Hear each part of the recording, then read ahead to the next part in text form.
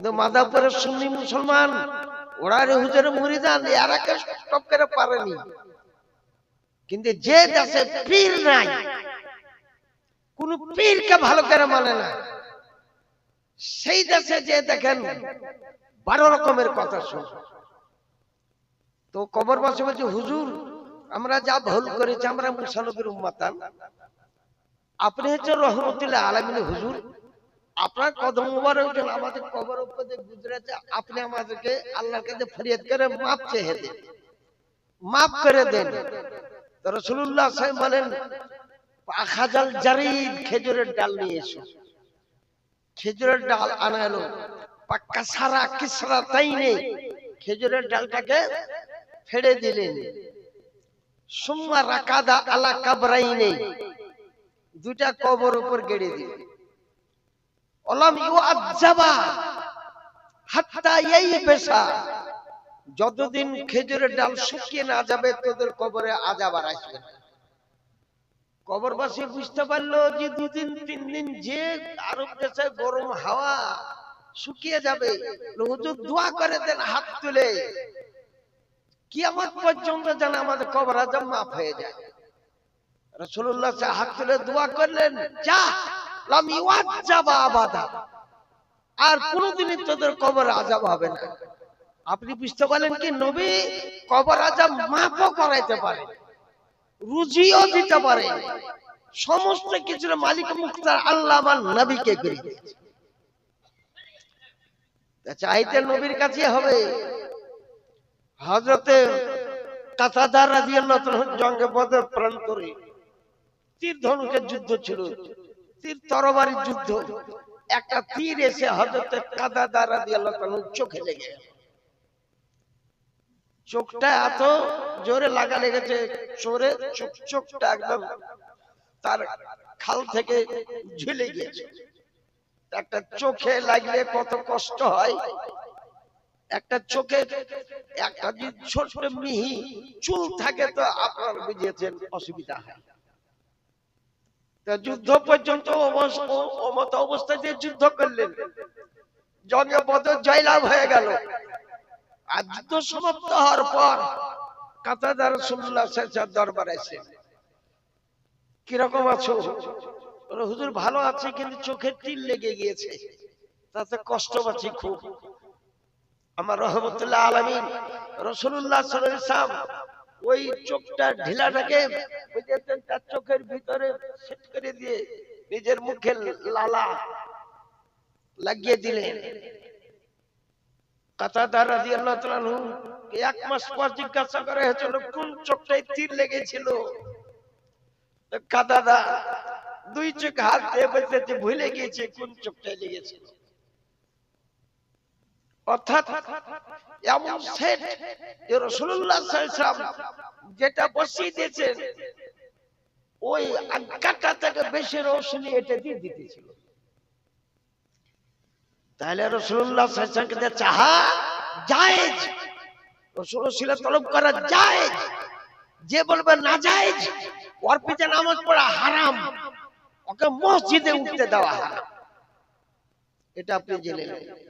আমি একটা মাসলা কাল হাজতের ব্যক্তি, তাই রাসূলুল্লাহ সাল্লাল্লাহু আলাইহি ওয়াসাল্লাম হাত তুলে দোয়া করে দেন, যা তোদের কবর আযাব আর হবে না। আর সেই কবর আযাব মাফের রাত্রি হচ্ছে আজ সবে বরাত। আপনারা কেউ বলবো আপন বাপের কবর কালও জিয়ারত করেন, কাল পর্যন্ত হবে, আপনি জিয়ারত করবেন, বুঝলেন? গোরস্থানের মুর্দা ব্যক্তি সব উঠে চলে আসে। সুবহানাল্লাহ সুবহানাল্লাহ। হযরতে আব্দুল্লাহ বিন জাহশ রাদিয়াল্লাহু তাআলা তিনি বর্ণনা করতেছেন, জঙ্গে বদর লড়াই করতে করতে ফাকাদ ইনকাতা সাইফি, আমার তরবারিটা কেটে গেল, গোড়া থেকে তরবারি কেটে গেল। বিপক্ষ ও যোদ্ধা এত জোরে তরবারি মেরেছিল যে আমার তরবারিটাই কেটে গেল। আমি নিরস্ত্র হয়ে গেলাম। আরব দেশের যোদ্ধা ছিল, ও নিরস্ত্র হয়ে গেলে কিন্তু ওর সঙ্গে লড়াই করবে অতক্ষণ পর্যন্ত যতক্ষণ অস্ত্র সে না নিয়ে আসে।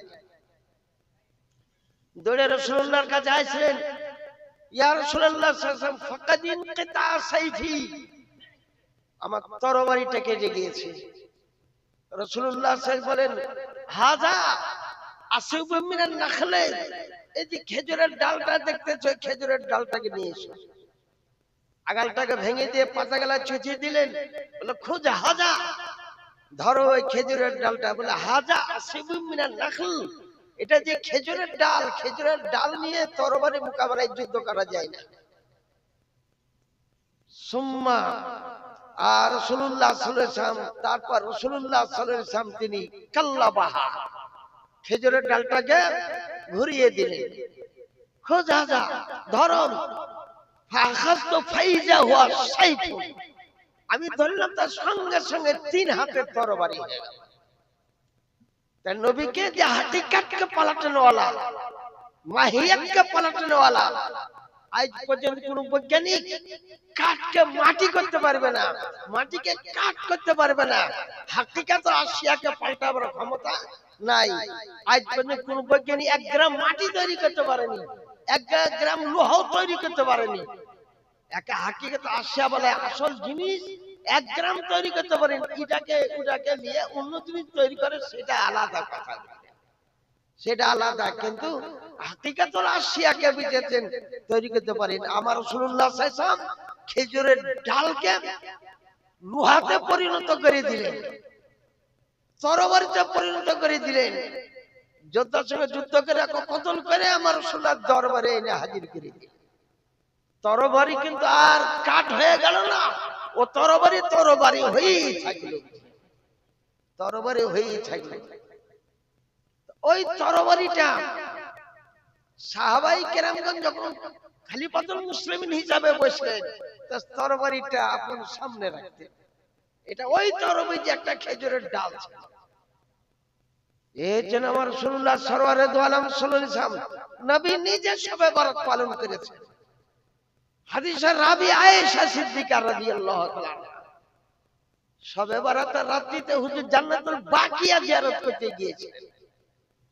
তাহলে বোঝা গেল শবে বরাত রাত্রিতে গোরস্থান জিয়ারত করা সুন্নাত রাসূল।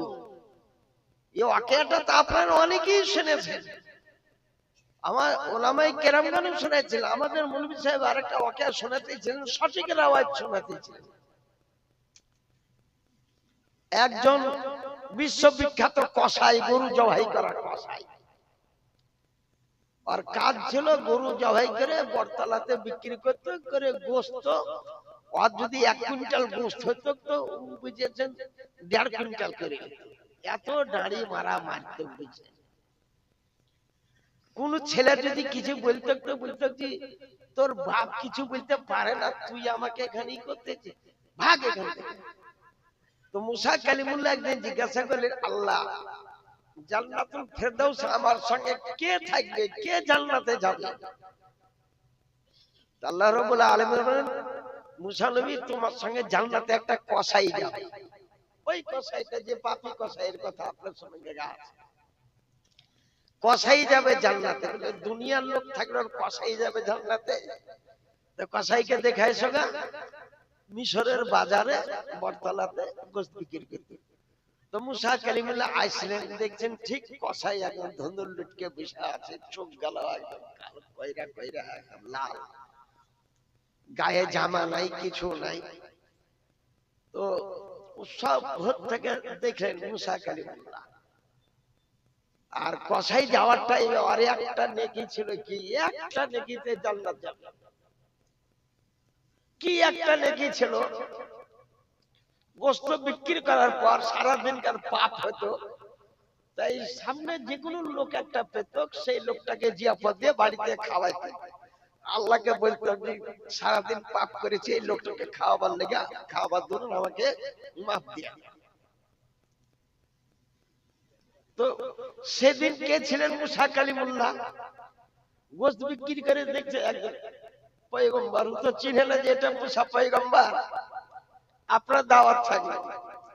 মুসা নবী খাবারের উদ্দেশ্যে নয়, ওকে দেখার উদ্দেশ্যে গিয়েছিলেন। একটা বাড়িতে উঠলেন, কুড়া ঘরের মতন একটা বাড়ি।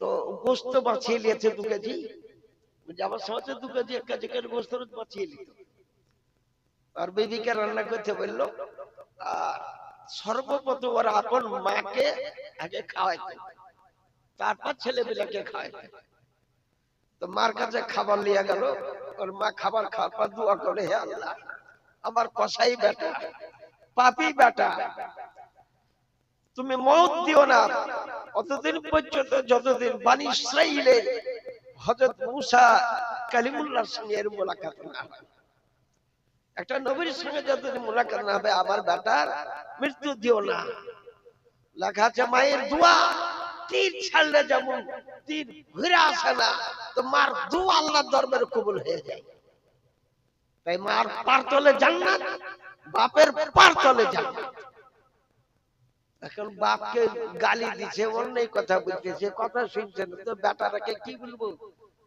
আর বেটি গেলা কি বলবো বাপের পার জান্নাত তাহাত আকদামে আবিকুম ওয়া উম্মাহাতুকুম নিচে জান্নাত আপন বাপের পার তলে আপন মার পার তলে জান্নাত তো রোজ একই দোয়া করতো তার 40 বছর ধরে ওই দোয়াটাই করে এবার মুসাফিরে লেগে খাবার নিয়েছিল তারপর ছেলেপিলা কাঁদছে বুঝলে কিন্তু থাম মুসাফিরকে মুসাফির জিজ্ঞাসা করতেছেন আগে কাকে খাওয়াইলে বলে মাকে কি দোয়া করলো হুজুর আপনি খান আমার মা দোয়া করতে জানে না একটা দোয়া ছাড়া 2 রকমের দোয়া জানে একটাই দোয়া জানে কি দোয়াটা বলে বনি ইসরাইল কওমের মুসা কালিমুল্লাহর সঙ্গে যতদিন আমার কসাই বেটার মোলাকাত না হবে অতদিন আল্লাহ তার মৃত্যু দিও না ওই অকাটে বর্ণনা করতেছিলেন আমাদের এই মসজিদে কি হুজুরের নামটা আনোয়ার বর্ণনা করতেছেন কিন্তু পুরা বর্ণনা করলে আমি প্রত্যেকের ওয়াজটা শুনি কে কি ওয়াজ করে না করে সবকিছু আমি শুনি বুঝলেন তো মুসা কালিমুল্লাহ কি বললেন মুসা নবী তো মিথ্যা কথা বলবেন না কোন নবী তো কোনদিন উল্টাপাল্টা কথা বলেননি বলে আলা মুসা কালিমুল্লাহ তোমার মার দোয়া কবুল হয়েছে আমি বনি ইসরাইল কওমের মুসা কালিমুল্লাহ বলে আপনি হুজুর মুসা কালিমুল্লাহ আজ থেকে কসাইগিরি করব না তাই বলে বাইরে হয়ে গেলেন বাইরে যে মরুভূমিতে একটা বিশাল বড় পাথর দেখতে পেলেন পাথরের দরজা খুলে ছিল এই কসাই নওজোয়ান ঢুকে পড়লো ভিতরে বুঝে 400-500 বছর ইবাদত করলেন ঈসা রুহুল্লাহ আলাইহিস সালাম আল্লাহকে জিজ্ঞাসা করতেছেন একটা আশ্চর্য জিনিস বলে যাও দেখো মরুভূমিতে একটা পাথর দেখবে খুব চকচক করছে পাথরে তুমি আঘাত করো গা পাথর আঘাত করলে দরজা খুলে গেলে দেখছে একটা যুবক ওইখানে সিজদারত অবস্থায় আছে যুবকটা সিজদা তুললো আসসালামু আলাইকুম ইয়া ঈসা রুহুল্লাহ বলে কাইফা আলিমতা আন্নী ঈসা রুহুল্লাহ তুই কি করে বুঝতে পারলি আমি ঈসা আলাইহিস সালাম আমার সঙ্গে তো তোমার কোনোদিন মোলাকাত হয়নি কিছুই হয়নি কি করে বুঝতে পারলাম বলে আমার নবী মুসা কালিমুল্লাহ বলেছেন আমার পর প্রথম দরজা যে খুলবে তো ইনি হচ্ছেন ঈসা রুহুল্লাহ তোমার 2টা পয়গম্বরের সঙ্গে মোলাকাত হবে এই কারণে হুজুর বুঝতে পারলাম ঈসা রুহুল্লাহ বলেন আজকে তোমার খাবার কেমন করে আসে বলে জান্নাত থেকে আল্লাহ পাঠিয়ে দেন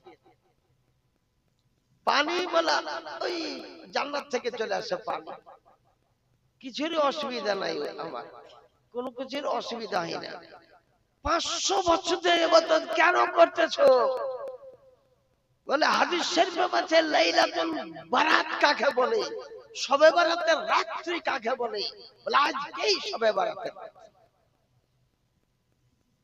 যাও তোমার জন্য জান্নাত গ্যারান্টি শবে বারাতের রাত্রিতে মুসা ঈসা রুহুল্লাহর সঙ্গে দেখা হয়েছিল এই ব্যক্তি ওই অকেয়াটাই হুজুর আমাদের বর্ণনা করতেছিলেন আবার ইসলাম সামনে কেরাম তাই আপনাদেরকে আমি বর্ণনাটা করলাম যে তাহলে একটা সবে বরাতের রাতে কত মূল্য। আবার যে বেদাত বেদাত বেদাত, হালুয়া রুটি বেদাত, সব রাত করা বেদাত। একজনে বলছে হারাম, কেউ যদি প্রমাণ করতে পারে, বলে প্রমাণ করতে পারো তা আয় আমার সঙ্গে একদিন বাস করে লে, আমার সঙ্গে একদিন করে লে বাস। কতখান কেতাবে সবে বরাত সম্বন্ধে লেখা আছে, আল্লাহর কালাম কোরআন শরীফে লেখা আছে, তাফসীর নাইমিরে ব্যাখ্যাটা পড়ে দেখেন গা। ইন্নাল জালনা ফি লাইলাতিন মুবারাকাতিন, সবে কদরকে বলে, সবে বরাতকে বলে। সবে বরাতেও কোরআনে কারীম নাযিল হয়েছে, লাইলাতুল কদর রাত্রিতে আল্লাহর কালাম কোরআন শরীফ নাযিল হয়েছে। হযরতে সালমান ফারিস বলেন, আমি একদিন কলেমা পড়েছিলাম লা ইলাহা ইল্লাল্লাহ মুহাম্মাদুর রাসূলুল্লাহ। আমি রোজই পড়তাম। ইনি ইসলাম ধর্ম কবুল করে তার বাপটাকে তাড়িয়ে দিয়েছিল। কোথায়? পারস্য দেশ। পারস্য দেশ থেকে আস্তে আস্তে এক খ্রিস্টানের গীত জাতে উঠলো, ওইখানে খ্রিস্টান ধর্ম গ্রহণ করে নিল। ওখান থেকে আবার আস্তে আস্তে দুইবার তিনবার ধর্ম পরিবর্তন করার পর আস্তে আস্তে মদিনা শরীফ আসছিল। তাই सलमान पर जब तक बिके ना थे, कोई पूछता ना था, तुमने मुझे खरीद कर अनमोल बना दिया। सलमान फारिस একদিন মদিনা মসজিদ নববীতে কম্বলের তলে কাঁদতেছিল, মনের দুঃখে কাঁদতেছিল। এক তো চাবুক মেরেছে তার মালিক, পরের গোলামি করতেছে, এক ইহুদির গোলামি। ওর আগের ছোট বলেছিল যে তুই যদি আজকে 3.5 কেজি সোনা সূর্য ডুবার আগে আগে দিতে পারিস, তবে তোকে আজাদ করে দিব। তুই রাসূলুল্লাহর কলমা পড়, নবীর মসজিদে যা কলমা পড়, নবীর জন্য তোকে আজাদ করে দিব। ওই সোনাটাই নিতে এসেছে। 3.5 কেজি সোনা এখানে আছে, 40 আওকিয়া আর 52 আওকিয়াতান, 40 আওকিয়া সোনা। ও মতো অবস্থায় দাহিয়া কালবিও পৌঁছেছিলেন। দাহিয়া কালবি কোনোদিন কোনো বাচ্চার উপর রহম করম করেনি, কিন্তু এই বাচ্চাটার কান্না শুনলে কম্বল জড়িয়ে তুলে দেখতেছেন, জিজ্ঞাসা কোথায় বাড়ি? আসল বাড়ি আমার পারস্য দেশ। নাম কি? সালমান ফারিস। তো আমার রাসূলুল্লাহ শেষে একদিন দোয়া করতেছেন, লাউ কানাল ইলমু, লাউ কানাল ইলমু ইনদা সুরাইয়া লা তানাওয়ালতু আওলাদু মিন আহলি ফারিস। ইলম যদি সব তোমার কাছে থাকে, সেখান থেকে আমার উম্মতের একজন ব্যক্তি সেখানে পৌঁছে ইলমকে উদ্ধার করে নিবে। তিনি কে? তিনি যে ইমাম আজম আবু হানিফা রাদিয়াল্লাহু তাআলা। সালমান ফারিসের বংশের ব্যক্তি ছিলেন ইমাম আজম আবু হানিফা রাদিয়াল্লাহু তাআলা। তো কম্বল হটিয়ে দেখছে একটা বেটা ছেলে, ও আপনার বেটির খোঁজে এসেছিল, কিন্তু একটা বেটা ছেলে। কি খবর? বলে আমার মনি বলেছে 3.5 কেজি সোনা দিতে পারলে সন্ধ্যা সূর্য ডোবার আগা পর্যন্ত তো আমাকে আজাদ করে দিবে, আমাকে গোলামি থেকে মুক্ত করে দিবে। বলে বেটা, বাড়ি বহু দূর, আমি মক্কা থেকে এসেছি, 555 কিলোমিটার দূর। যেতে যেতে আমার সূর্য ডুবে যাবে, আর আস্তে চালাতে 12টা হয়ে যাবে। আমার ঘোড়া অবশ্য দ্রুতগামী, ঘন্টায় 150 কিলোমিটার চলে, কিন্তু তবুও আমি সূর্য ডুবার আগে আসতে পারবো না। আল্লাহ, তোমাকে আমি 3.5 কেজি সোনা দিয়ে দিতাম, দিয়ে তোমাকে আমি আজাদ করে নিতাম তোমার দুঃখ দেখে। এই মতো অবস্থায় রাসূলুল্লাহ সাল্লাল্লাহু আলাইহি ওয়াসাল্লাম মদিনা মুশরিফিতে আসেন, আযান হলো, নামাজ পড়লেন। সালমান ফারিস আরজ করলেন, হুজুর, আমার মালিক এই কথা বলেছে। রাসূলুল্লাহ সাল্লাল্লাহু আলাইহি ওয়াসাল্লাম বললেন, ওই সামনে দেখো একটা ঢাল পড়ে আছে, মাটির ঢেলা, ওটা কুড়িয়ে নিয়ে এসো। কুড়িয়ে নিয়ে আসেন। কাল্লাবাহু, ওটাকে রাসূল একবার উড়িয়ে দিলেন, দিয়ে মুখ ঠেকিয়ে দিলেন, খোঁজা ধরো। ফাকাজ তো ফাইজা হুয়া জাহাব, ধরার সঙ্গে সঙ্গে সোনায় পরিণত হয়ে গেল। তাহলে আমার নবী কে? যার মুখের লালা যদি মাটিতে ঠেকে যায়, সে মাটি সোনায় পরিণত হয়ে যায়। আর নবীকে বলছে হামারা বড় ভাই, ওই বড় ভাই বলল আল্লাহকে মুসলমান বলে, ও কাদিয়ানি, ওরা রাবজি, ওরা শিয়া, ও মুরতাদ।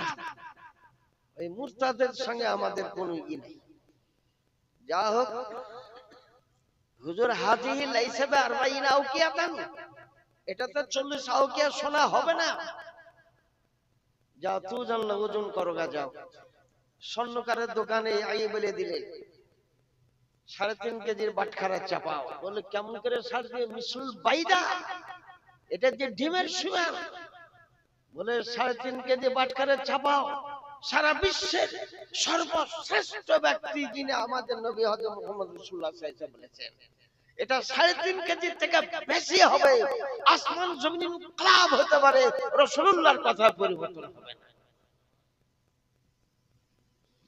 ছিল ইহুদি, 3.5 কেজির বাটখারা চাপালো, কিন্তু সোনা ভারী হয়ে গেল। ফাখারাজা ফিহে 40 আওকিয়াতান, 40 আওকে অর্ধেক সোনাটা কেটে নিল। তারপরে 3.5 কেজি কেটে নিল।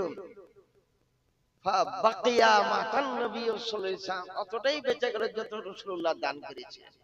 এই স্বর্ণকর আশ্চর্য কথা, নবী যেটা বলে দিবেন ওটাই হবে, বুঝলেন? আসমান জমিনের সূর্য বলেছ, যদি কেউ যদি পশ্চিম দিক থেকে সূর্য তুলে দিতে পারে সে হচ্ছে খোদা। আমার রাসূলুল্লাহ সাল্লাল্লাহু আলাইহি ওয়াসাল্লাম বলেছেন পশ্চিম দিক থেকে সূর্য তোলা কোনো আশ্চর্য কথা নাই। রাসূলুল্লাহ পশ্চিম দিক থেকে সূর্য তুলে দিয়েছে হযরত আলী খায়বারের যুদ্ধে, সাহাবা প্রান্তরে। সূর্য ডুবে আছে, হযরত আলী নবীর খিদমতে ছিল, আসরের নামাজ পড়া হয়নি। বলেন একটু হুজুর আরাম করতে লাগবেন, তখন আমি উঠে আমি আসরের নামাজটা পড়ে নেব। উনি জামাতটা এই কারণে পানি উজু করতে গিয়ে জামাতটা নবীর কাছে ছুটে গিয়েছে। হুজুর বললেন জি একটু পাটা বাড়িয়ে দাও, একটু আমি সে একটু আরাম করি। আরাম করতে লাগলেন। সূর্য রং 20 মিনিট দুবার 20 মিনিট আগে আসর নামাজ পড়া মাকরুহ হয়ে যায়। মুফতিদেরকে মাওলানা থেকে জিজ্ঞাসা করেন, সূর্যের রং যেমনই লাল হয়ে যাবে তখনই কারি নামাজ যদি পড়া হয়নি তো নামাজ হবে বাই চান্সের জন্য, কিন্তু তবু ওইটা মাকরুহ হয়ে যাবে। এটা মাকরুহ ওয়াক্ত, আসর ওয়াক্ত দুই, একটা সহিহ ওয়াক্ত, একটা মাকরুহ ওয়াক্ত, দুই ওয়াক্ত মিলে আসরে। তো ফাগাইয়ারাতিশ শামস বলা হয়, সূর্য রং পাল্টে গেল, মাকরুহ টাইম চলে আসলো। হযরত আলী একবার চিন্তা করলেন যে আমি হুজুরের মাথাটাকে নামিয়ে আসরের নামাজ আদায় করে নিই। আবার চিন্তা করলেন যে সারা জাহানের মালিক ও মুক্তার মাথাকে কি করে ফাঁসে খাকে লুটাতে পারি। আল্লাহ বলেন অদ্দুহা ওয়াল্লাইলি ইযা সাজা, নবী তোমার চেহারার কসম করে বলতেছি, তোমার চুল মুবারকের কসম করে বলতেছি। অদ্দুহা ওয়াল্লাইলি ইযা সাজা মা ওয়াদ্দাকা রাব্বুকা ওয়া মা ক্বালা, যার চুলের কসম খোদা করেছেন, যার চেহারার কসম খোদা করেছেন। আবু হুরায়রাকে জিজ্ঞাসা নবী চেহারা কেমন ছিল?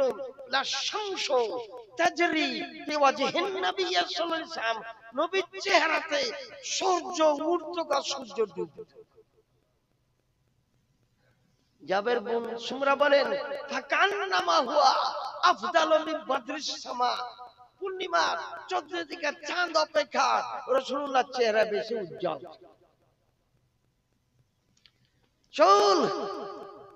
চুল মোবারক রাসূলুল্লাহ সাল্লাল্লাহু আলাইহি ওয়াসাল্লামের কালো ঘন চুল ছিল,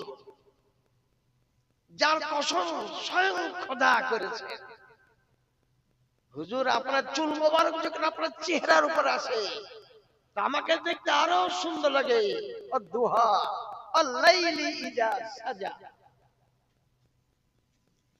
কি করে আমি হুজুরের মস্তক মুবারক নামিয়ে চুলে বালি ঠেকবে, গর্দ গুবার ঠেকবে, নামাজ কাজা হয়ে যাক, রাসূলুল্লাহর মস্তক মুবারককে আমি এই মাটিতে ঠেকাবো। ফাগারাবাতিশ শামস, কিছুক্ষণ পরে সূর্য ডুবে গেল। হযরত আলীর চোখ দিয়ে পানি ঝরল রাসূলুল্লাহর চেহারা আনোয়ারের। লেমা তাবকি, কেন কাঁদতেছো? বলে কদ কদা সালাতাল বুস্তা, আসর নামাজ কাজা হয়ে গেল। কোরআন বলে হাফিজু আলা সালাওয়াতে ওয়া সালাতিল বুস্তা, প্রত্যেক নামাজে নিগাহ রাখো, খাস করে আসরের নামাজ। আর আসরের নামাজের টাইমে তো চার দোকানের সব যায় আপনারা এই করেন। এত বড় একটা মসজিদ, আগেই তো বলিতাম ওরারে হুজুরের সঙ্গে 60 বছর আগে আমি এসেছি। আমি ওসমান আর দাদুর নাম, তোমার দাদুর নাম হাজী ওসমান, আমি নিজের চোখে দেখেছি, খুব সম্মান করেছি। বাড়ি থেকে নিজের থেকে পানি পেয়ে আমাকে, তখন টিউবওয়েল মেবল কিচ্ছু ছিল না, ফিল্টারের পানি পর্যন্ত ছিল না।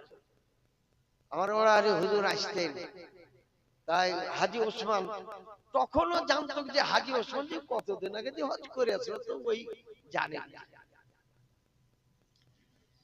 তো এই মসজিদে আমি এসেছি, তখনও মসজিদ ছিল, এখন এই বড় হয়েছে সেটা আলাদা কথা, তারপরে আগিনা বেগিনা সব ঘেরে নিয়েছেন সেটা আলাদা কথা।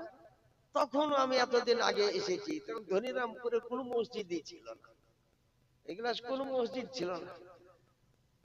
তাই রাসূলুল্লাহ সরওয়ারে দো আলম সাল্লাল্লাহু তাআলা আলাইহি সাল্লাম কি কারণে কাঁদতেছেন? কদা সালাতাল বুস্তা, আসর নামাজ কাজা হয়ে গিয়েছে, বলে ফাকদিহা, কাজা আদায় করে নাও। বলে কাইফা ইয়া রাসূলুল্লাহ সাল্লাল্লাহু আলাইহি ওয়াসাল্লাম, কি করে আসর নামাজ কাজা আদায় করি? যে আমার কোলে মুস্তাফা মুর্তজা ফখরু আকওয়াম মিনাল আপকি আলী নসাবি আপ মুমতাজ আরব হাশমি ও মুত্তালাবি आलम इल्मी लदुन्नी मगर उम्मी लक़बी, मेरे आका मेरे सरवर मेरे प्यारे नबी। হুজুর আমাকে আসর में কাজা করতে হবে, আমি আরশে বসে আছি, বাইতুল মামুরে আমি রাসূলুল্লাহর সর মুবারক আমার কোলে, আমি জান্নাতে, আর আমার নামাজ কাজা হয়ে গেল। নবী আলাইহিস সালাম বলেন আল্লাহুম্মা ইন্না আবদাকা আলিয়ান ইহতাসাবা নাফসাকা আলা নবিয়্যিকা ফারাদ্দ আলাইহি শামস ফাতালাতিস। হে আল্লাহ, তোমার এক বান্দা তোমার নবীর খিদমতে ছিল, যার কারণে আসর নামাজ কাজা হয়ে গেছে, জিন্দেগিতে কোনদিন নামাজ কাজা করেনি, তো সূর্যকে তুলে দিয়ে আসর রক্ত করে দাও। ফাতালাতিস শামস, সূর্য উঠে পড়লো আসরের নামাজের টাইমে। হযরত আলী নামাজকে আদায় করলেন, বলে ফেরাউন বলেছিল কাফের ফেরাউন ইব্রাহিম আলাইহিস সালামকে, ইব্রাহিম আলাইহিস সালাম বলেছেন যে তুমি কেমন ফেরাউন, তুমি পশ্চিম দিকে পূর্ব দিক থেকে সূর্য উঠে, পশ্চিম দিক থেকে একবার তুলে দেখাও। আমার রাসূলুল্লাহ সাল্লাল্লাহু আলাইহি ওয়াসাল্লাম বলেছেন পশ্চিম দিক থেকে যদি কেউ সূর্য তুলেও দাও, তাকেও খোদা বলা চলবে না। খোদা আমাদের সৃষ্টিকর্তা, রাসূলুল্লাহ তিনি সূর্য তুলে দিয়েছেন। একবার নয় দুবার নয়, একবার সুলাইমান পয়গম্বর আমলে ডুবা সূর্য উঠে গিয়েছে। সুলাইমান পয়গম্বর ঘোড়া এসেছিল, গনিমতের ঘোড়া, ঘোড়া গেলায় দেখতেছিলেন, ওই টাইমে তার আসর নামাজ কাজা হয়ে গেছিল। সুলাইমান পয়গম্বর বললেন এই ঘোড়া দুনিয়ার মাল, এই ঘোড়ার পায়ে চোখ দিতে যাচ্ছিলেন। আল্লাহ বলে রুক যাও রুক যাও। সুলাইমান পয়গম্বর আমি সূর্যকে উঠিয়ে দিচ্ছি, সূর্য উঠিয়ে দিয়ে সুলাইমান পয়গম্বর আসর নামাজ আদায় করেছে। বেরাদারান ইসলাম, তাহলে বোঝা গেল সূর্য, চাঁদ, পৃথিবীতে যাহা কিছু আছে সমস্ত রাসূলের হুকুমের তাবিয়া, সমস্ত হুকুমের তাবিয়া আমার সরওয়ারে দো আলম সাল্লাল্লাহু আলাইহি ওয়াসাল্লাম। আল্লাহুম্মা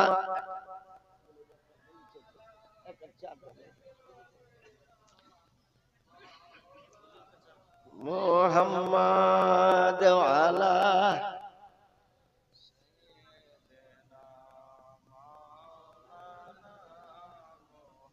একটু গাও,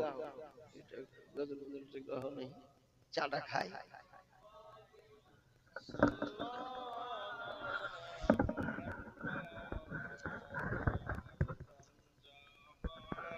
সেনেগালো पाक नामे मोहम्मद हरदम जाबा से कालो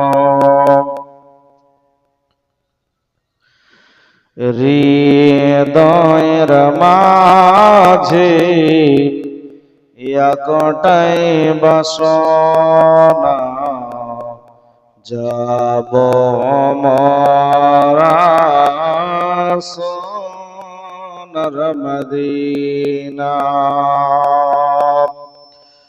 হৃদয়ের মাঝে একটাই বাসনা যাব মোরা সোনার মদিনা যাব মোরা সোনার মদিনা আমরা সবাই নবীজির দেওয়ানা পৌঁছে যাব সোনার মদিনা হৃদয়ের মাঝে একটাই বাসনা যাব মোরা সোনার মদিনা আমরা সবাই নবীজির দেওয়ানা পৌঁছে যাব সোনার মদিনা আল্লাহুম্মা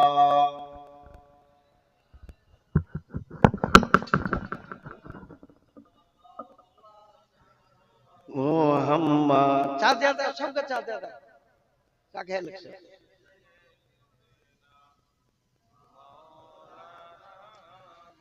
বেরাদারান ইসলাম আমি ধরেন আজকে 3টা জালসা কামাই করে আমাদের জনাব কারি জাউল করিম সাহেবের আমি আপনাদের জালসাতে এক তো আমি আগা গোড়াই জানি আমাকে যে রাস্তা বেরিলি দেখেছে ওরা আরে পীর দেখিয়েছে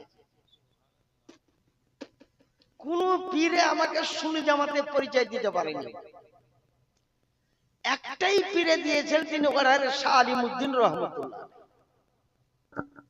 আমি অত্যন্ত মানি এই গ্রামটা কোন কোন গ্রামটা ওড়ারি হুজুরের মুরিদ তা আমার কম বেশি একটু জানা আছে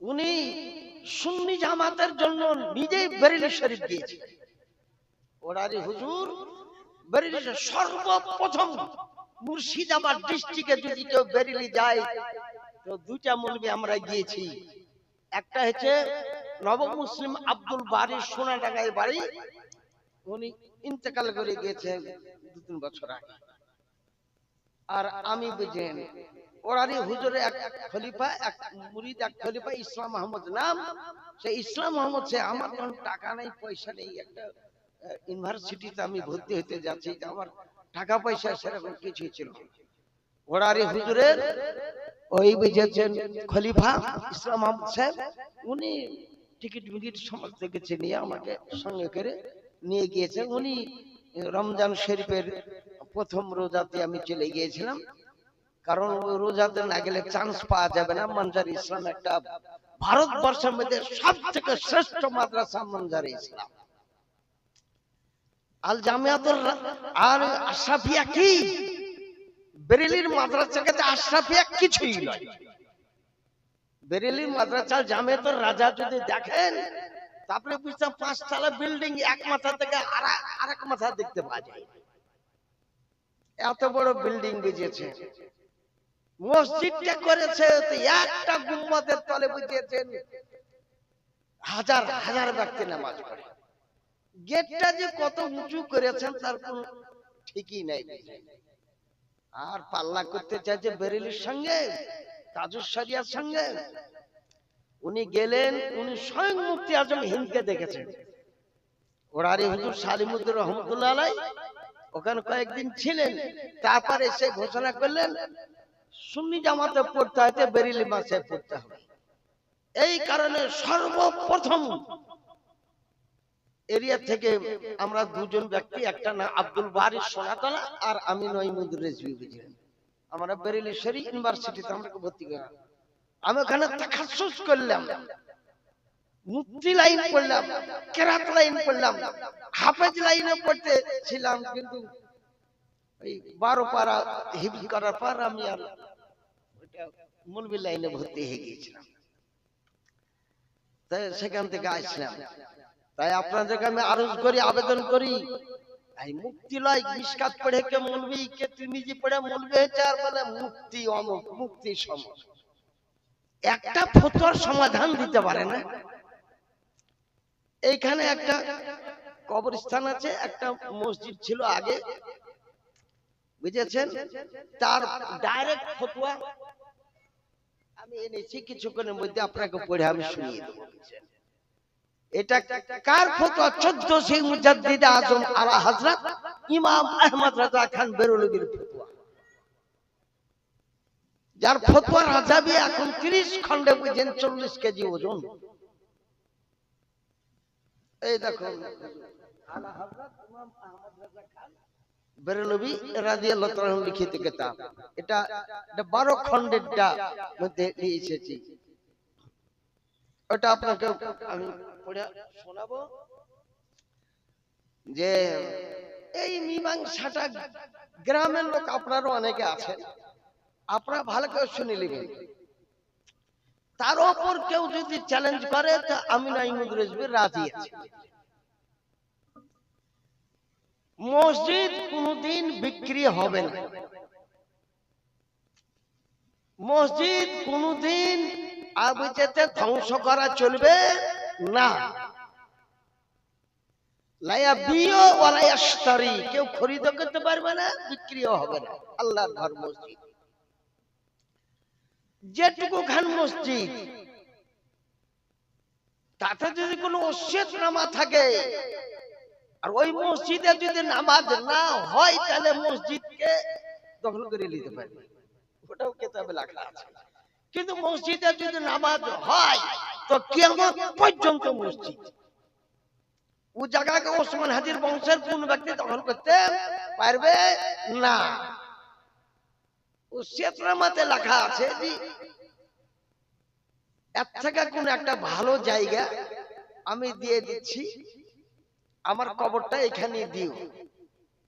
সে ভালো জায়গাটা দিয়েছে। এখন গ্রামের লোক যেটুকুর উপর নামাজ পড়েছেন আপনি আগে, তারপরে এই মসজিদ, যেটুকুর উপর মসজিদ ছিল ওইটুকু বুঝেছেন এরা কেউ দখল করতে পাবে না, এরা কেউ পাবে না, বুঝলেন। ওইটুকু মসজিদ মসজিদই থাকবে, কিয়ামত পর্যন্ত মসজিদ থাকবে। আর আশেপাশে যে সমস্ত জায়গাগুলো আছে ওগুলা বুঝেছেন এদের এখতিয়ারের মধ্যে আছে, দখল করার এখতিয়ারের মধ্যে আছে। একবার দুরূদ পড়েন, আমি বলছিলাম।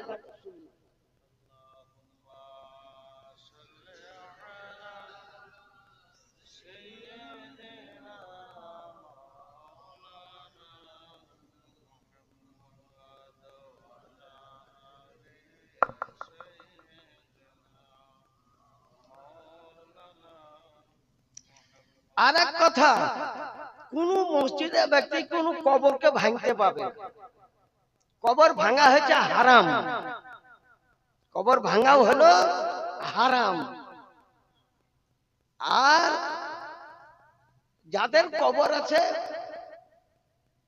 তারা বুঝেছেন এরিয়া গোটে দখল করে নিতে পারে, একমাত্র যেখানে নামাজ হয়েছে সেইটুকু খান বাদ দিয়ে। এখানে শুনেন क्या फरमाते उलमाए दीन, इस मसला एक शख्स ने एक मकान ऑफ कर दिया, थोड़े अरसे के बाद वो मकान गवर्नमेंट ने उठा दिया, इस मकान के बदले दूसरी जगह जमीन दे दी, जो जमीन मकान की एवज में मिली थी। चंद शख्स जमा होकर मुबल्लिग 50 रुपए को फर्क कर दी। आया इस जमीन को बाई करना जायज है या नहीं? अलजवाब, वो जमीन अगर मुसलमानों ने मस्जिद कर दी, যদি মসজিদ করে কোন সময় নামাজ পড়েছে, তো ওই মসজিদটাকে বিরান করাও হারাম, ওকে বেচা বিক্রি করাও জায়েজ নাই।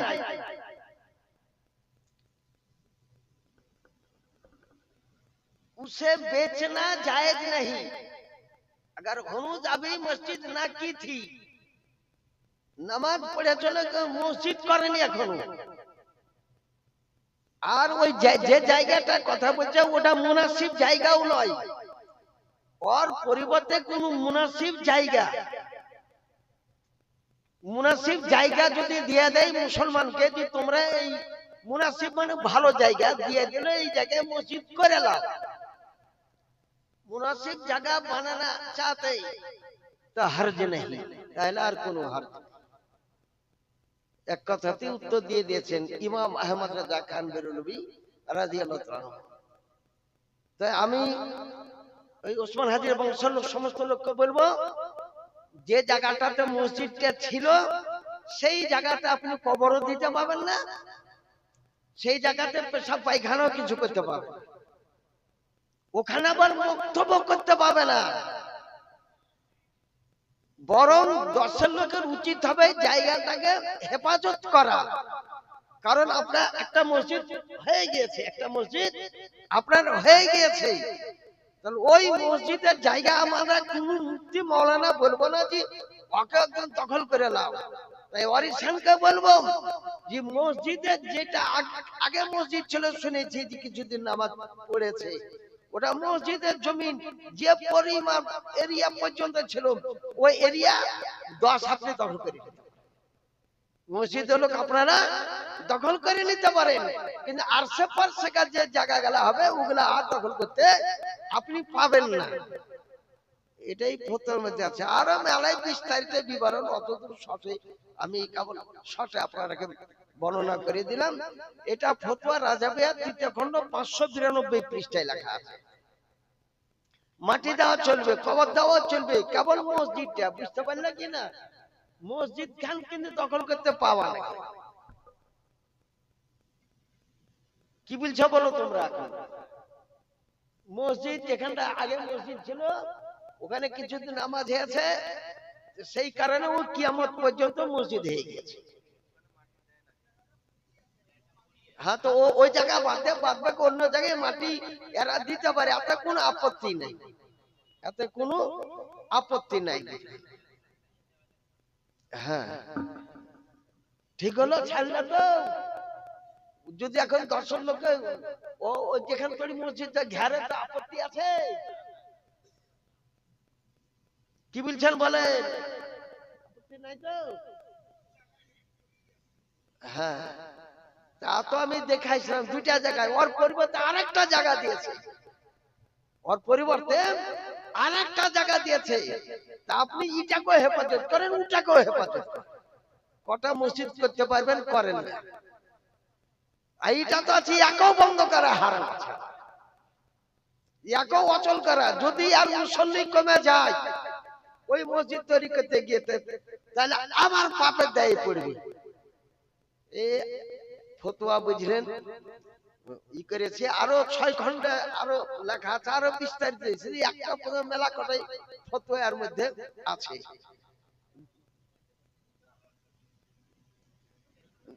আর অন্য কোন ব্যক্তি আর 4 দোকান 8 দোকানে ইদিকুদিকার কথা বলে বেড়ায় না, যে এরকম জবরদস্ত দখল করেছে। ও তো বলছে যে মসজিদের জায়গাটুকু মসজিদেরই থাকলো, ওতে কবরও দিবে না, ওতে পেশাব পায়খানা কিছু করবে। ঠিক তো না? ঠিক হচ্ছে বলুন। আর বাদ বাকি যেটা আছে পুকুর মুখের কি মেয়েদের সহ্য বলে, ও তোমরা কবর দিতে পারো, এতে কোনো হরজ নাই। সুবহানাল্লাহ। আল্লাহুম্মা সাল্লি আলা লানা মুহাম্মাদ ওয়া আলা আলি সাইয়্যিদিনা। আর যদি ও জায়গাতে নামাজ না পড়তো তাহলে ও জায়গাটা দখল করে দিত। নামাজ হয়েছে বলে কিয়ামত পর্যন্ত আল্লাহর ঘর হয়ে গিয়েছে। এ মসজিদকে বিক্রি করা চলবে না, কেউ খরিদ করতেও পাবে না, আপন সম্পত্তিও ভাইতে পাবে না। ওয়াকফুন ফি সাবিলিল্লাহ, মিলকিয়াত থেকে খারিজ, নিজের জমি জমা যা আছে তার থেকে ওইটুকু জায়গা খারিজ বুঝলেন। মসজিদ এরিয়ার বাইরে যেগুলো আছে ওগুলাতে ওরা কবর দেখ, যা ইচ্ছা তাই করুক, তো ওগুলা করতে পারে। তো আপনারা বুঝলেন। আর আমাকেও ডেলি বক্তব্য দিতে হয়, বুঝলেন, প্রত্যেক দিনই কম বেশি চিল্লা চিল্লা আমারও জান গেল। বয়সও বেশি হয়ে গেল, কম বেশি 80 বছর বয়সে। তো এই প্রতিদিন এই আজ একটা বলছে বাহাসের একটা দিন দিতে হবে, জায়গাটা নিয়ে গীতগ্রাম, ভরতপুর থানা, গীতগ্রাম, ভরতপুর থানা গীতগ্রাম নাম, বাহাস করতে হবে। বলে বাহাসি টাইমে কি করে করবে, পরীক্ষা আরম্ভ হয়ে গেছে, পরীক্ষার টাইমে তোমাকে বাহাসের নাম করে লোক জড়ো করোগা, আমাকে গ্রেফতার করবে, তোমরা কেউ গ্রেফতার করবে, এগুলা বাড়াক, তারপর তুমি করো। যারা চ্যালেঞ্জ করছে তারা কিন্তু আসে না। এর মধ্যে ভরতপুরের এক জায়গাতে গিয়েছিলাম, বুঝলেন, চ্যালেঞ্জ করেছিলাম, কিন্তু ওরা বইও বাহির করতে পারলে না, ওরা মোনাজারাতে বসছিল। আমরা কদূর যেতে হলো, ভরতপুরকে এখানে আছে বুঝলেন, সেই বেলডাঙ্গা থেকে কি জায়গাটার নাম আমার সব ডায়েরিতে সে জায়গা সব লেখা আছে ডায়েরির মধ্যে। তো সুবহানাল্লাহ সুবহানাল্লাহ, আপনাদেরকে আরজ করে আমরা সুন্নি, আমরা 5 ওয়াক্ত নামাজ পড়া ব্যক্তি। যে ব্যক্তি নামাজ কাজা করছেন, আগেই বলেছি যে ফরজ কাজা করে সবে বরাতে নফল পড়া চলবে না, সবে কদরে চলবে না। আপনি মনে করেন যে ক বছরে নামাজ আরম্ভ করেছেন, তার আগে নামাজ পড়েননি। ইমাম আহমদ রাজা খান বেরুনি 14 বছর থেকে যেদিন নামাজ আরম্ভ করে সমস্ত ফরজ গালা থেকে আদায় করতে হবে, সুন্নাত গালা কেবল মাফ। ফরজটার বেতেরটা এটা আপনাকে আদায় করতে হবে। কোন ব্যক্তির এক ওয়াক্ত নামাজ, আর একটা দেওবন্দি ওয়াহাবি ভূতবন্দি ছাপড়াবন্দি আর একটা ফতোয়া দিয়েছে যে একটা লোক জীবনে নামাজ পড়েনি কিন্তু মুসলমান, কলমা পড়া লা ইলাহা ইল্লাল্লাহ মুহাম্মাদুর রাসূলুল্লাহ, মুসলমান, কোনদিন নামাজও পড়েনি, রোজাও করেনি, ওই কলমা পড়ে মার পেটে মুসলমান হয়ে জন্মগ্রহণ করেছে। এর শাস্তি কত বছর হবে? তো ওয়াহাবি নাজদিরা বলেছে 80 হুকবা, এক হুকবা 80,000 বছর। তাহলে 80,000 কার আর 80 দিয়া গুণ দিয়ে দেন, কত হয়েছে? ৮ 64 6 কোটি 40 লক্ষ বছর ওকে জাহান্নামে দিতে হবে। ফল ফতোয়া ইমাম আহমদ রাজা খান বেরলভী রাদিয়াল্লাহু তাআলা তিনি বর্ণনা করেছেন।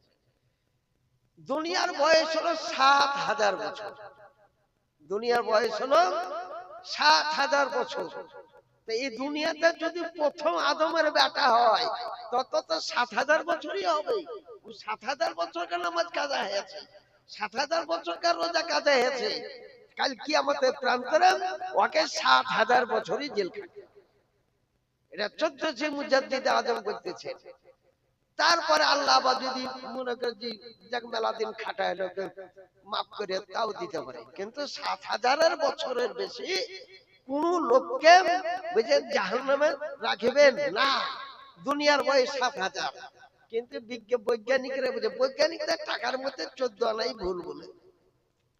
ডারউইন বলেছে বাঁদর থেকে মানুষ আছে, অত বৈজ্ঞানিক ডারউইন, কিন্তু ওই বাঁদর থেকে কেমন করে তথ্য জানে না। আমার কাছে কোরআন থেকে শুনে নেন, ঈসা মুসা আলাইহিস সালাম বললেন তোমাদের উপর সপ্তাহে 1 ওয়াক্ত নামাজ পড়া ফরজ থাকে, সপ্তাহে 2 রাকাত, কেবল 7 দিনে 1 দিন। তো মুসা নবীর দলেরা বললে যে 7 দিনে 1 দিনে আমার পড়তে যাবো, তো খাবার দাও। ইমাম সাহেব যদি বলে দিন নামাজ পড়তে হবে, তো ইমাম কি আপনি বলবেন যে খাবার দাও, তাহলে গেছে খাবার দাও, তো মুসা ঠিক আছে খাবার দেব। ৭২,০০০ লোক কবুল করলো যে খাবার দেন। দিয়া রাতে চিন্তা করলো যে এটা আল্লাহর পয়গম্বর, খাবার তো দিয়ে দিবে, তো যেমন তেমন খাবার খাবো না, একদম জান্নাতের খাবার খাবো। তো তারপরে যে হুজুর খাবার খাবো ঠিকই, কিন্তু জান্নাতে খাবার দিতে হবে। ঠিক আছে, জান্নাতেরই খাবার দেব। কোরআন কি বলছে যে বুঝালে জান্নাত নবীগণের হাতের মুঠোয়। বলে জান্নাতেরও যেমন তেমন খাবার, এক একজনকে এক একটা গোটা গোটা মুরগি ভাজা জান্নাতের আসলি গাওয়া ঘি দিয়ে দিতে হবে, আর পরোটা দিতে হবে জান্নাতে গাওয়া ঘি। ঠিক আছে তাই দিব। বলে আগে 7 দিন দিন, তারপরে যাব।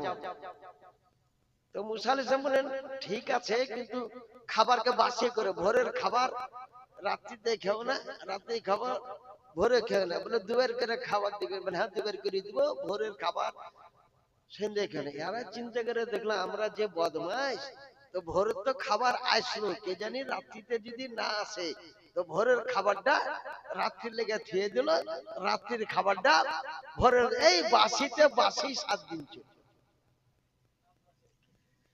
আর মুসানি বলেছে বাসি করিও না, ঠিক আসবে। তারপরে মিশর ওখানে যখন আমার নবী কত আরাম করেছেন, কুল্লু আরদিন মাসজাদুন, প্রত্যেক জমিনকে মসজিদ তৈরি করে দিয়েছেন। মসজিদ ইসম জার ফেলছেগা। আর মুসা নবীর আমলে মসজিদ ছাড়া নামাজ হবে না। এমনি জমিনে মাঠে যদি কেউ কাজ করতে যায়, নামাজ পড়লে নামাজ হবে না, মসজিদই আসতে হবে।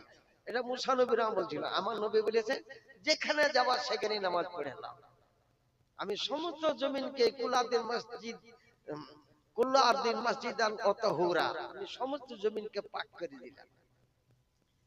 তা নীল দরিয়ার কিনারাতে নামাজ পড়তে গেল, নামাজ পড়তে যে আল্লাহু আকবার বলে তাওরীদ পড়তে লাগলেন।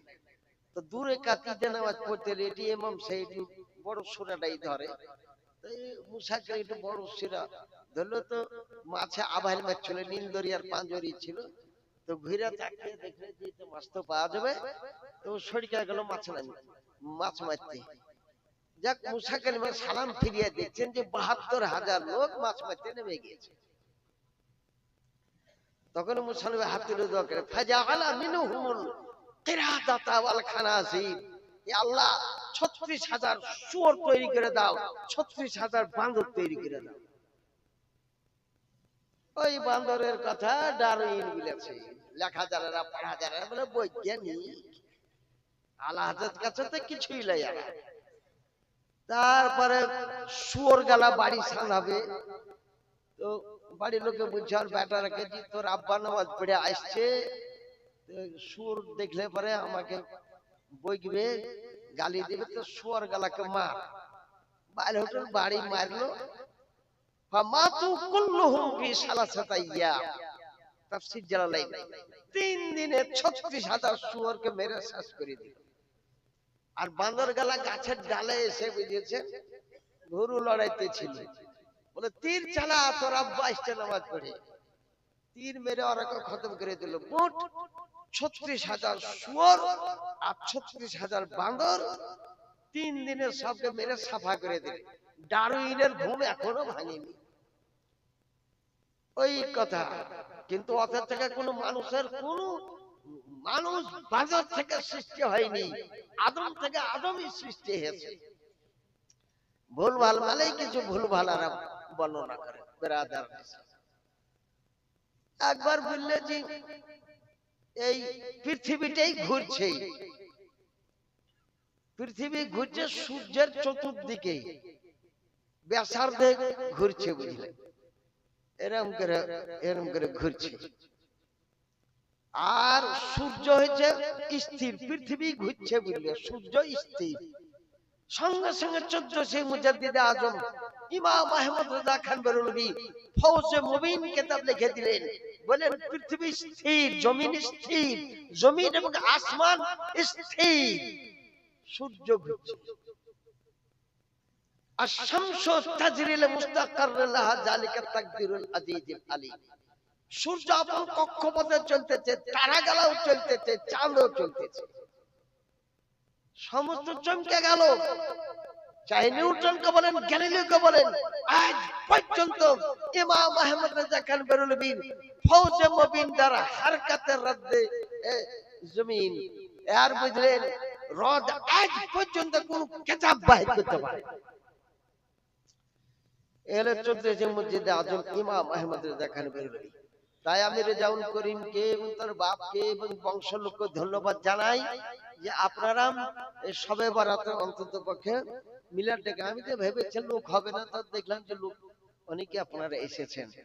তো সবে বরাতে মিলাদ আপনারা প্রত্যেক বছরই আসবেন। কেউ যদি মিলাদ করে তা মিলাদটা শুনতেও যাবেন, তা আপনি নেকিটা পাবেন, আপনি নেকিটা পাবেন।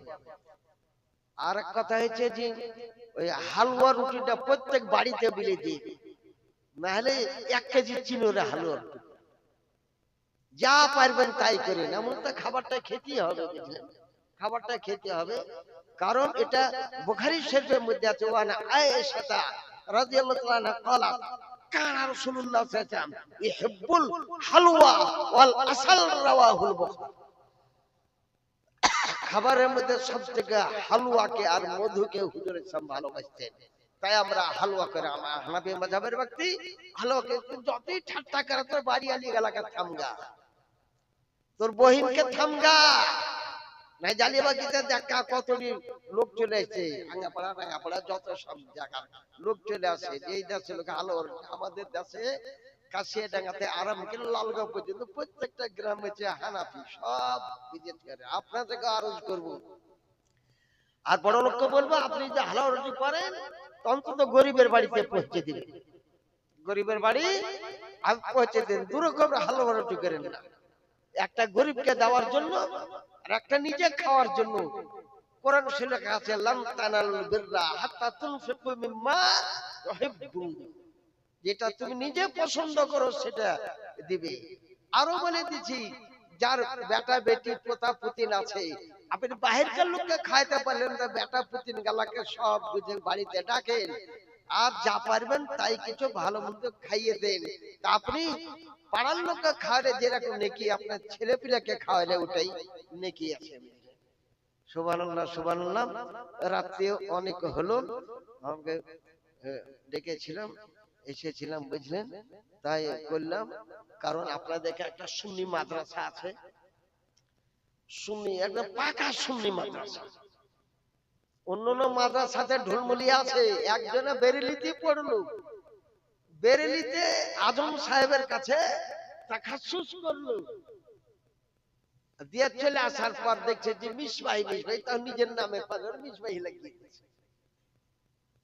ওকে চিনি, ওকে জানি, কার কাছ থেকে সার্টিফিকেট ও আশরাফিয়ার সার্টিফিকেট দেখাতে পারে, মুফতি আজম সাহেব তাকে দিয়েছে, বুঝলেন। তো মাইকের আওয়াজ যদি কানে আর পৌঁছে যাবি, তাহলে আরো তোর ছাপাটা আমার নাই, তোমার রাগ করাটা আমার কোনো অসুবিধা নেই। আমি যেটা হক কথা বলবো, মেয়ে ছেলেকে গোরস্থানে যাওয়া না যায়, হাদিসে আছে যে গোরস্থান যাওয়া তো দূরের কথা, তার উপর কত লানত বর্ষণ হয়। লানাতুল্লাহি যাওয়ারাতিন নিসা, আল্লাহ বলেছেন জাবালুন নূর লিল্লাহি নিসায়ান জিয়ারাতিল কুবুর। ফতোয়া তাজুশ শরিয়া, ফতোয়া রাজাবিয়া ৪র্থ খণ্ডে লেখা আছে, কোন মেয়ে ছেলে কবর জিয়ারত করতে দিতে পারবে না। আর এখানে বলছে কনফারেন্সের নাম করে তালেব ইলম আর ২-১০টা মৌলভী মাওলানাকে নিয়ে, আর বলছে এখানে কিছু বলতে পারেনি। অন্য জায়গাতে চরে এসে বলেছিল জি এরকম, এই ঘড়ি হাতে দিয়ে, যারা ঘড়ি আছে চেনবালা ঘড়ি, চেনবালা ঘড়ি হাতে দিয়ে নামাজ পড়া মুকরু তাহরিমি। বেল্ট বালা দিয়ে, চামড়ার হোক প্লাস্টিকের হোক, বেল্ট আপনাকে ব্যবহার করতে হবে। এটা একটা গহনার, বেটা ছেলে পুরুষ এতে গহনা পরা চলবে না, কোনো কিছু পরা চলবে না। সোনার বোতাম ব্যবহার করা চলবে, কিন্তু তলে চেন লাগানো চলবে না, তলে চেন লাগানো চলবে না। মাইকে নামাজ পড়া চলবে না। মাইকে নামাজ পড়ালে ওয়াজিবুল আদা। মুফসিদের সালাত লিখেছে ফতোয়া, মুফতি আজমের ৩য় খণ্ডে লেখা আছে মুফসিদের সালাত। ওইগুলাই বুঝেছেন চালু করার জন্য নিয়ে এসেছে যে ওরা তো মসজিদের ভিতরে আযান দেয়, মসজিদের ভিতরে আযান দেয়, ওরাই নিজেকে বুঝে জায়েজ করালো। মুহাক্কিক কত বড় মুহাক্কিক, আমার সঙ্গে পড়ে তার বড় মুহাক্কিক হয়ে গেল। বলে মুহাক্কিকে মাসাইলে জাদিদা।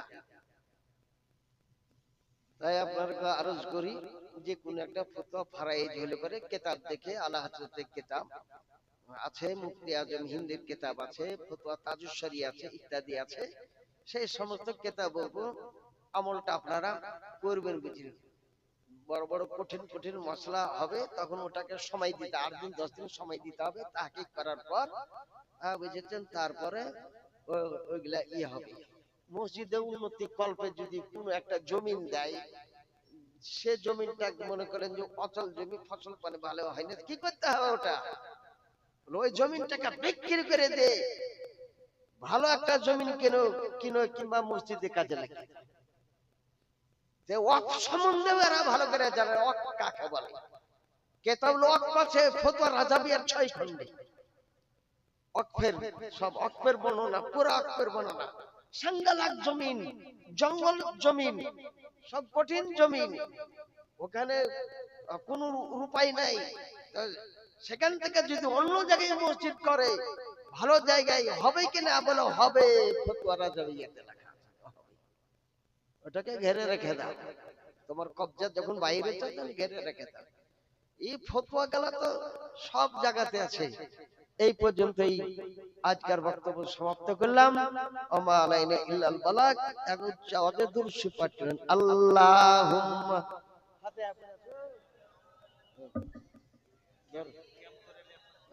কেম করে লো, কেম করে লো।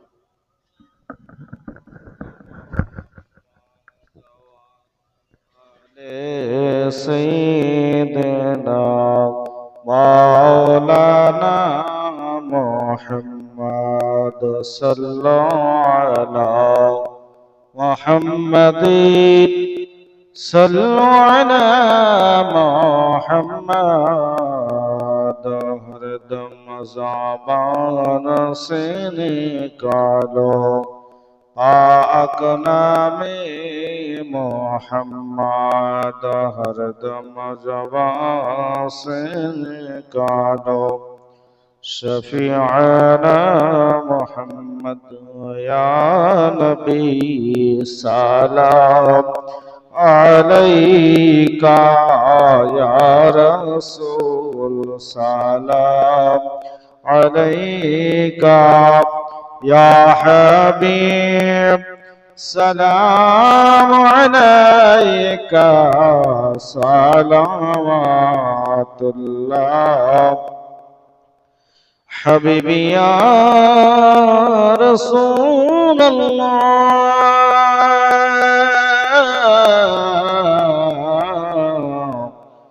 या हबीब अल्लाह बारोई रबिउल अव्वाली आसिलेर মামিনার কলে দরবারে দুই হাত তুলি কান্দিলেন উম্মতি বলে ইয়া নবী সালাম আলাইকা ইয়া রাসূল সালাম या हबीब सलाम अलैका सलावत हबीबी या रसूल अल्लाह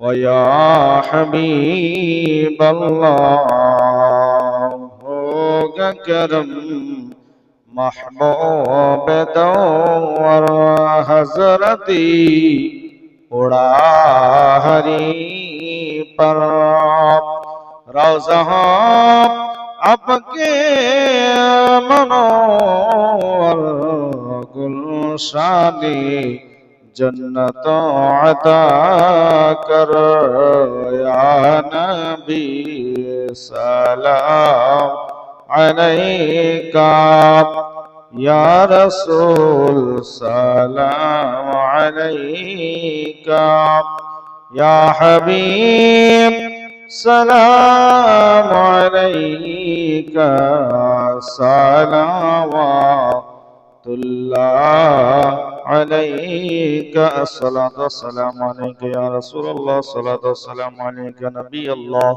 الصلاة والسلام عليك يا حبيب الله وعلى آلك وصحابك سيدنا يا رسول الله بلغ العلم بدونه كشف النزول وحسن جميع الصالحين صلوا عليه وعليه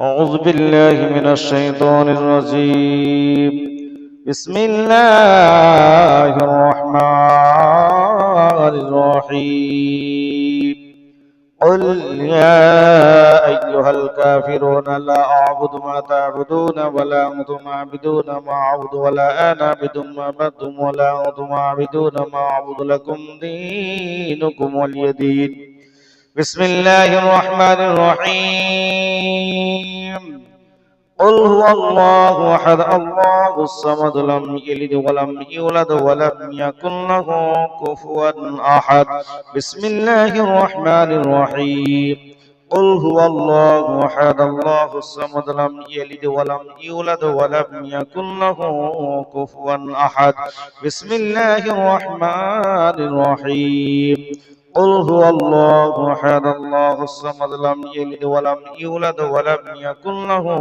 كفوا أحد بسم الله الرحمن الرحيم قل أعوذ برب الفلق من شر ما خلق ومن شر غاسق إذا وقب ومن شر النفاثات في العقد ومن شر حاسد إذا حسد بسم الله الرحمن الرحيم قل أعوذ برب الناس مالك الناس إله الناس من شر الوسواس الخناس الذي يوسوس في صدور الناس من الجنة والناس بسم الله الرحمن الرحيم الحمد لله رب العالمين الرحمن الرحيم مالك يوم الدين إياك نعبد وإياك نستعين اهدنا الصراط المستقيم صراط الذين أنعمت عليهم غير المغضوب عليهم ولا الضالين بسم الله الرحمن الرحيم ألف لام ميم ذلك الكتاب لا ريب فيه هدى للمتقين الذين يؤمنون بالغيب ويقيمون الصلاة ومما رزقناهم ينفقون والذين يؤمنون بما أنزل إليك وما أنزل من قبلك وبالآخرة هم يوقنون أولئك على هدى من ربهم وأولئك هم المفلحون بسم الله الرحمن الرحيم هو إلهكم إله واحد لا إله إلا هو الرحمن الرحيم إن رحمة الله قريب من المحسنين وما أرسلناك إلا رحمة للعالمين ما كان محمد أبا أحد من رجالكم ولكن رسول الله وخاتم النبيين وكان الله بكل شيء عليما إن الله وملائكته يصلون على النبي يا أيها الذين آمنوا صلوا عليه وسلموا تسليما اللهم صل على سيدنا مولانا محمد معدن الجود والكرام عليه وبارك وسلم صلاة وسلاما عليك يا رسول الله بسم الله الرحمن الرحيم لا إن إن أولياء الله لا خوف عليهم ولا هم يحزنون الذين آمنوا وكانوا يتقون سبحان ربك رب العزة عما يصفون سلام على المرسلين الحمد لله رب العالمين اللهم آمين الله رب محمد صلى الله عليه وسلم نحن عباد محمد صلى الله عليه وسلم या इलाही रहम फरमा मुस्तफा के वास्ते या रसूल अल्लाह करम कीजिए खुदा के वास्ते मुश्किल हल कर शाह मुश्किल कुशा के वास्ते करम अली रद शहीद करबला के वास्ते कादिर कर कादिर मुठा कादिर कुदरत नुमा के वास्ते कराता अहमद रजा अहमद मुसलमान मुझको मौला इमाम अहमद रजा या रब्बुल आलमीन गौस आजम वसीला खाजा गरीब नवाज वसीला खुलर हुजूर वसीला उड़ारी हुजूर वसीला अल्लाह अपने कबूल করুন मौला या अल्लाह शबे बरात अल्लाह আমাদের মাইয়াতান যত ইন্তেকাল করে গিয়েছেন তাদেরকে কবর থেকে রেহাই দিয়ে জান্নাত নসিব করুন ইয়া আল্লাহ আমার রাসূলুল্লাহ সাল্লাল্লাহু আলাইহি ওয়াসাল্লাম হামদের পতাকা তলে স্থান দিন পরওয়ারদিগার আলম ফুল সিরাতকে আল্লাহ বিজলির আকারে পার করে দিন পরওয়ারদিগার আলম ইয়া আল্লাহ মুমকিন নাকিরের সওয়াল জবাব আসান করে আল্লাহ আমাদেরকে জান্নাত নসিব করুন ইয়া আরহামুর রাহিম ইয়া আরহামুর রাহিম